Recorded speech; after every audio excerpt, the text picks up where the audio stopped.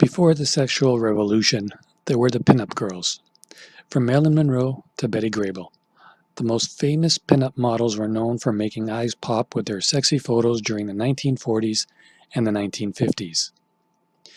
While the history of the pinup didn't begin or end with World War II, this era is often seen as the golden age of the pinup girls. And considering how many American soldiers clamored to get their hands on these pictures, it's no wonder why. Shortly after the bombing of Pearl Harbor, American troops began to decorate their lockers, walls, and wallets with photos of pinup models in various stages of undress.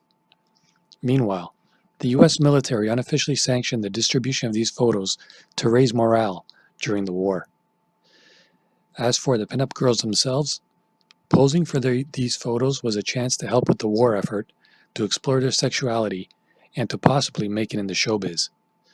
So even after the war was over, many models continued to pose for pinups in the hopes of achieving fame and fortune, and a few of the lucky ones became superstars because of it.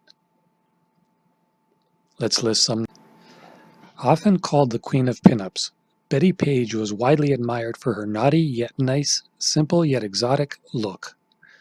Known for her blunt black bangs and freely expressed sexuality, Paige inspired countless pinup models to follow in her footsteps. Bettie Page was born on April 22, 1923 in Nashville, Tennessee. She had a rough childhood, to say the least. Her family moved around frequently in search of economic stability, and her parents when she was 10. At one point, she and her sister spent a year in an orphanage, and she was sexually abused by her own father. But despite all her struggles, Paige was an excellent student in high school, making almost straight A's and graduating second in her class. She later graduated from Peabody College, a part of Vanderbilt University in Nashville. Ever the free spirit, Paige moved around a lot after college and tried a few different careers, but none were quite a fit. By the late 1940s, she had moved to New York, where she enrolled in acting classes and had a few stage and TV appearances. In 1950, she met Jerry Tibbs, a police officer and photographer who put together her very first pinup portfolio. Soon after, Paige became one of the most beloved pinup girls of the era. At the time, many pinup photos tended to focus on humiliation. The "oops, I dropped my panties" pose was a popular one. What set Bettie Page apart from other early pinup models was the sense that she was in on it. Her self-assuredness and joyous expressions showed that she did not regard sexuality as shameful. As Paige told the Los Angeles Times, "I want to be remembered as the woman who changed people's perspectives concerning nudity in its natural form." Her attitude was widely credited with setting the stage for the sexual revolution of the 1960s. But for all her daring photo shoots, her most shocking moment was when she abruptly retired from modeling in 1957 and went into seclusion. As one of the most infamous recluses of all time, Paige struggled with mental health issues while she was out of the spotlight. She even had some run-ins with the law after threatening her family members and acquaintances with knives. She later reemerged as a born-again Christian and offered the occasional interview to select publications. However, she often refused to be photographed in her later years. Paige ultimately died on December 11, 2008, after suffering a heart attack. She was 85 years old. Eerily, she had become so secretive near the end of her life that many were surprised to hear that she lived as long as she did. Without question, Betty Grable was one of the most popular pinup girls of the World War II era. Known as the girl with the $1 million legs, Grable once literally insured her legs for $1 million. However, her most iconic photo was taken from the back because she was visibly pregnant at the time. As Grable donned the swimsuit for the 1943 picture, some photographers initially worried that her baby bump would be too obvious for a pinup model, but they couldn't have been more wrong. American soldiers showed up in droves to get their hands on the pinup photo, and it was rumored that even some German and Japanese soldiers secretly purchased it as well. But before the fame and fortune, She was born Elizabeth Ruth Grebel in St. Louis, Missouri on December 18, 1916. Her mother was a stereotypical showbiz mom who pushed her daughter into Hollywood when she was just 13 years old. Though Grable started out with small roles, she would go on to become the highest paid star in Hollywood in the late 1940s. Thanks to her popularity in Technicolor musicals, Grable earned an estimated $300,000 per year. Of course, Grable's fame also came from her popularity as a pinup model. Not only did American servicemen vote her as their favorite pinup girl, they also used her image on their bomber planes. For her part, Grable seemed to enjoy the role she played in boosting wartime morale. She even auctioned off her nylons at war bond rallies. By the mid-1950s, Grable's fame declined as conventional musicals fell out of fashion.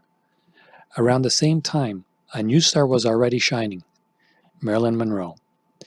Ironically, one of Grable's last major movie roles was alongside Monroe in How to Marry a Millionaire in 1953. In the 1960s and early 1970s, Grable primarily focused on stage and nightclub work, remaining active up until a few months before her death. Diagnosed with lung cancer, Grable sadly succumbed to the disease in 1973. She was just 56 years old. First named Constance Frances Marie Ockelman, Veronica Lake was born in Brooklyn, New York on November 14, 1922. Like Betty Grable, Lake had a mother who pushed her into show business at an early age. After Lake completed high school, her mother and stepfather moved to Beverly Hills to enroll her into the Bliss Hayden School of Acting. She showed remarkable talents as an actress, and she also fit the physical mold of a starlet. It didn't take long for Lake to start getting movie roles in the early 1940s. At first, she was still going by her birth name, but then film producer Arthur Hornblow decided to change it, so he simply told her what her new name would be. Veronica was for my classic features, and Lake was for the coolness people felt looking into my eyes, she remembered. At just 4 foot 11 inches, Lake wasn't tall enough to be a model in the traditional sense. However, the GIs didn't complain about her height during World War II, as she was one of the most famous pinup models of the era. Lake embarked on a nationwide tour to sell war bonds and even changed her trademark, peekaboo hairstyle, to help the war effort.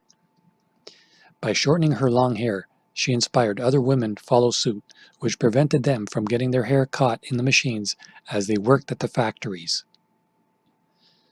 Unfortunately, some say that the hairstyle change also led to the decline of Lake's career. However, others claim that it was her personality that made her hard to work with.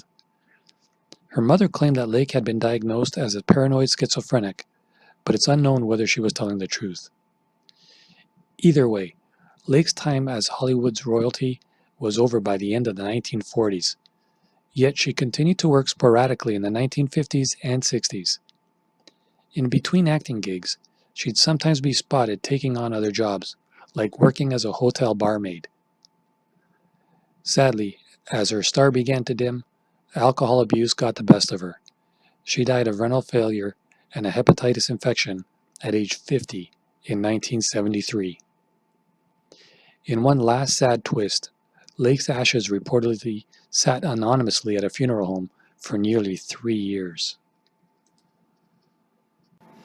On April 19, 1933, Vera Jane Palmer, the woman who would eventually become known as Jayne Mansfield, was born in Bryn Mawr, Pennsylvania. Her father, a successful attorney, died of a heart attack when she was just 3 years old. Her mother remarried when she was 6, and the family moved to Dallas, Texas. Although Mansfield had a relatively happy childhood, she grew up quickly. By age 17, she was already married to a 20-year-old named Paul Mansfield, and the couple soon welcomed a baby girl. Although Jayne Mansfield took some classes and worked odd jobs to support her family, her big dream was to become a famous actress. In the early 1950s, she convinced her husband to move to Hollywood so she could follow her dream. But as she struggled to break into showbiz, her marriage suffered and she soon parted ways with her husband. However, she decided to keep his last name. By 1955, she was signed to Warner Brothers, and within the next couple of years, she had become a star. Mansfield dabbled in every type of entertainment media, film, television, stage, and naturally joined the ranks of successful pinup girls. Mansfield was known for being a naughtier version of Marilyn Monroe, and the real Monroe hated it, saying, "I know it's supposed to be flattering to be imitated, but she does it so grossly, so vulgarly. I wish I had some legal means to sue her." Famous for her voluptuous curves, Mansfield was not at all shy about sharing her measurements: 40, 22, 35. However, not many people knew that she reportedly had a genius IQ of 160. She focused on perpetuating the stereotype of the dumb blonde, probably because it was so profitable at the time. Aside from her good looks, acting chops, and publicity stunts, Mansfield was also known for her tumultuous love life. She was married 3 times and had 5 children. She also reportedly had a string of unconventional romances, including one with Anton LaVey, the counterculture figure who founded the Church of Satan. Mansfield's wild life came to a tragic end on June 29, 1967, when she was killed in a car accident. She was just 30.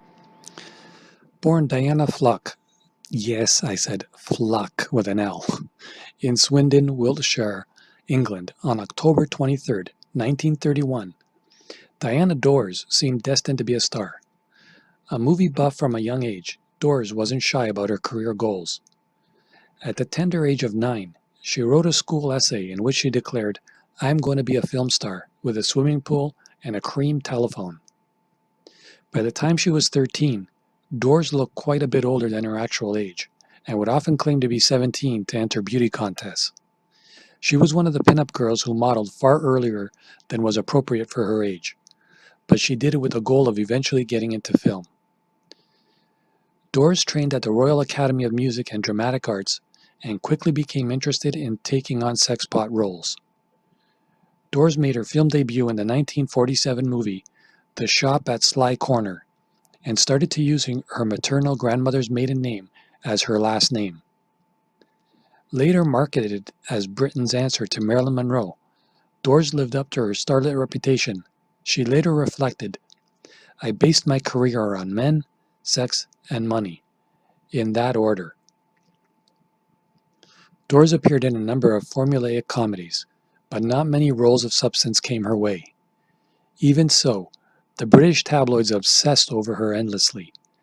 She did finally get critics on her side with a couple of successful films, including A Kid of Two Farthings in 1955 and Yield to the Night in 1956. By that point, she lived in a 23-bedroom mansion with her much-desired cream telephone. However, her personal life began to crumble. Her first marriage to Dennis Hamilton was a strained one, and after a short illness, he died when he was only in his 30s. Dors later married Richard Dawson, of Family Feud fame. They had 2 sons together, including the entertainment manager Mark Dawson, before parting ways in 1967. Dors' last marriage was to actor Alan Lake, whom she was with until she died from ovarian cancer at age 52 in 1984. Just a few months after Dors' death, Lake was overcome by his grief and died by suicide. Marilyn Monroe was born Norma Jean Mortensen on June 1, 1926. Though she would go on to become one of the most iconic stars of all time, she had a tumultuous childhood. Born to a schizophrenic mother in Los Angeles, Monroe spent a lot of time in foster homes and orphanages. She didn't have a relationship with her birth father. In 1942, she married merchant marine James Doherty, but the marriage didn't last long, as Monroe was only 16 years old at the time. The marriage was largely a matter of keeping her out of the orphanage, as her caretakers had planned to move away. When the merchant marine sent Doherty to the South Pacific during World War II, a photographer discovered Monroe at the munitions factory where she worked. By 1946, she had already divorced Doherty and signed a film contract with 20th Century Fox. The hourglass-shaped pinup model dyed her hair brown, hair blonde, and began calling herself Marilyn Monroe, taking her grandmother's last name. A couple years and a few small roles later, she was unemployed again, and some shot nude photos for a calendar. Initially, she didn't want to do it, claiming, "Nice girls do not pose in the nude." However, she felt desperate for money. Of course, the photos did come to light later on, and Monroe did face criticism for her decision, but she simply replied that she was hungry. Ultimately, the public forgave her. Monroe went from one of the premier pinup models to one of the brightest stars the world had ever seen. Unfortunately, her star burned out fast. The trauma of her youth remained with her throughout her life, and she turned to drugs and alcohol in an attempt to escape the agonizing emotional pain. Marilyn Monroe died in 1962 at the age of 36 from an overdose of barbiturates. To this day, it's still debated whether she really died by suicide or if she was murdered. So we've reached the last one on the list, and if you're still here, I just want to thank you for being a part of this video. If you do enjoy these kind of videos, don't forget to subscribe to the channel, and do leave a thumbs up. I would appreciate that very much. It helps the channel out quite a bit. And if you could also hit that bell icon, you'll be notified each time I make a new release, which is just about every day. Let's go to the 7th one here. Before she became known as simply Jayne Russell, Ernestine Jane Geraldine Russell was born on June 21, 1921, in Bemidji, Minnesota, to an Army lieutenant father and actress mother. The only girl amongst 4 brothers, Russell's mother encouraged her to explore her interests in acting and music. Russell took piano lessons and studied at Max Reinhardt's theatrical workshop in Los Angeles. But Russell was just working as a receptionist in a chiropodist's office when she was discovered by movie producer Howard Hughes. He cast the 19-year-old in his controversial film, The Outlaw, and spared no expense in building up publicity for her. He arranged pinup girl photo shoots, which were especially appreciated by the U.S. Navy. In a 1943 poll, the Navy even voted her as the girl we'd like to have waiting for us in every port.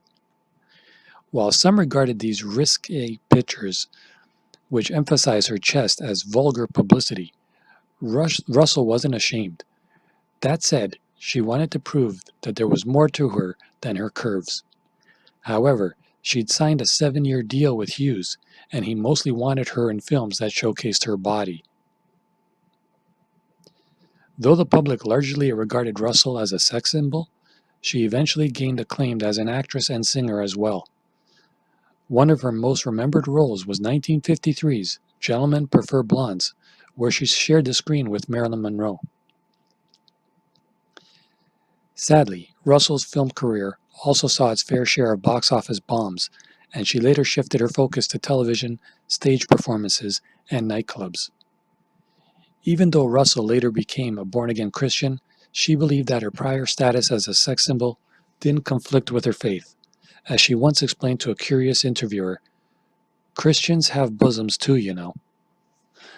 Outliving many other pinup girls, Jayne Russell died of respiratory failure in 2011 at the age of 89. So of the ones that I mentioned here today, which were some that you remember? Which are some of your favorites? And do you have others that I haven't even mentioned today? I would love to know in the comment section below. But for now, as always, take care of yourselves, take care of each other. Thanks for joining. As always, stay safe, stay strong, and we'll talk to you later. For now, mavakaga, out.